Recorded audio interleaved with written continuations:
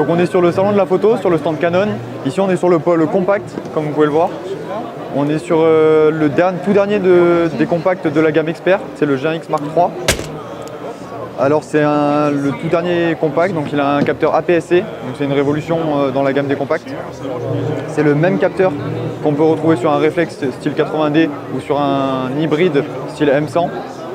Donc capteur APS-C 24 millions de pixels. On va se retrouver avec un processeur Digix7, c'est le tout dernier processeur de chez Canon, donc le plus puissant. On va se retrouver avec un zoom 24-72 mm avec une ouverture de 2.856, donc il est assez lumineux avec un capteur APS-C.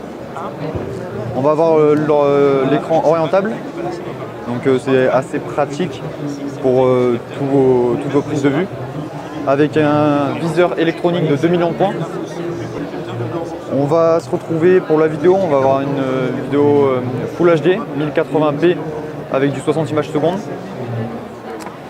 Pour la stabilisation en vidéo et en photo, c'est une double stabilisation, une stabilisation gyroscopique sur 5 axes et une stabilisation sur le capteur grâce au Dual Pixel, au CMOS Dual Pixel.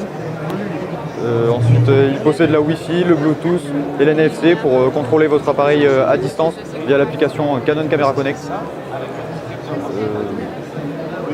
Et voilà.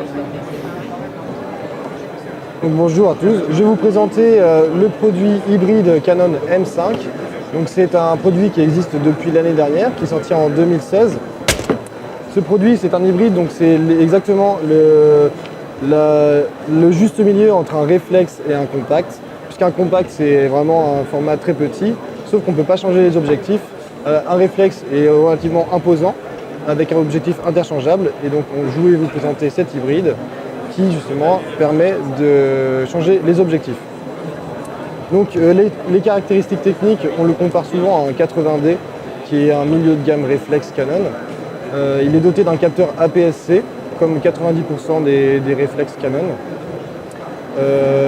Il est doté de la technologie Dual Pixel, comme on le retrouve sur le 6D Mark II, ainsi que le processeur Digix7.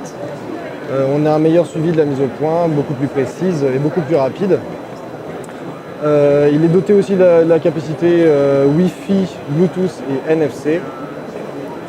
Et il est à une rafale de 7 images par seconde, stabilisé à 5 axes en photo et 3 axes en vidéo. Il a un écran inclinable en vertical, il n'existe pas de rotule sur les hybrides. Et on retrouve également tous les paramètres d'un vrai réflexe avec tous les modes de mise au point, tous les modes comme manuel ou priorité à l'ouverture ou à la vitesse. Il y a également une correction d'exposition, un viseur intégré, un viseur numérique puisqu'on est en mirrorless, écran tactile. Voilà, on peut adapter, il y a une petite gamme d'objectifs hybrides. Il est vendu notamment en kit avec un 15-45 équivalent 24-72 grand format et un 18-150 équivalent 30-240 plein format. À ça s'ajoute en fait une bague d'adaptation qui est simplement une bague mécanique, il n'y a pas de perte de lumière et il y a toutes les caractéristiques techniques pour la mise au point. Une bague qui va permettre d'adapter tous les objectifs réflexes que l'on dispose déjà, voilà, avec un petit conseil sur les focales fixes très légères, sinon on perd l'esprit de l'hybride. Donc voilà, donc avec ce kit 1545, le produit est tout d'abord vendu 990 €. Et avec ce kit, avec le 1545, il est vendu à 1110 €. Et avec ce produit, le 1850, qui a une focale plus étendue, mais une focale minimale plus haute, il est vendu à 1360 €. Voilà. Je pense que c'est bon, je pense avoir tout dit. Bonjour, bienvenue au salon de la photo 2017.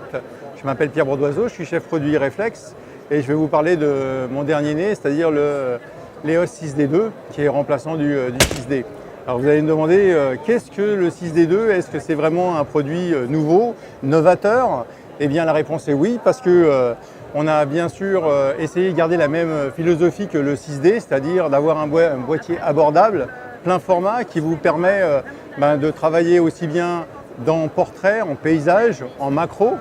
Et je vais vous parler aussi bien sûr des avantages. Je ne vais pas bien sûr continuer à vous parler seulement de la philosophie, je vais rentrer un petit peu dans les détails. Donc ce produit a été amélioré grâce à un écran orientable tactile.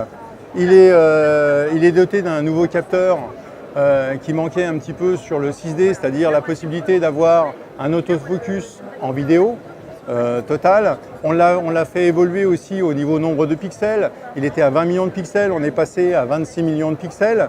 On l'a gardé bien sûr le côté fun du produit, c'est-à-dire on a gardé le côté GPS et Wi-Fi. On l'a bien sûr, il peut être connecté avec une petite application qui s'appelle Camera Connect. Alors si on parle aussi d'application, on peut parler, pour commencer à utiliser ce genre de produit, il faut toujours avoir quelque chose de simple et assez simple pour l'utiliser. On a une application qui s'appelle Mon Coach EOS qui vous permet simplement de connecter votre boîtier et de pouvoir le prendre en main simplement. C'est une application gratuite qui est aussi bien compatible sur Android que sur iOS. Qu'est-ce qu'il a d'autre au niveau du produit qui a été amélioré? C'est l'avantage d'avoir une stabilisation sur 5 axes au niveau de la vidéo. Alors je vous ai dit, grâce au nouveau capteur en AF double pixel, on a cette vidéo en autofocus. Qu'est-ce qui a été toujours amélioré au niveau du produit? On a surtout la montée en ISO. On était à 20 000 ISO, on est passé à 40 000 ISO. Donc vous voyez, tout ça, c'est vraiment des grosses améliorations par rapport au produit. Donc je pourrais vous en parler beaucoup plus longuement, mais là on est vraiment sur un produit d'exception. Venez le voir, et encore jusqu'à lundi sur le salon de la photo. Et merci à la chaîne La Retouche, et à bientôt sur cette chaîne. Merci.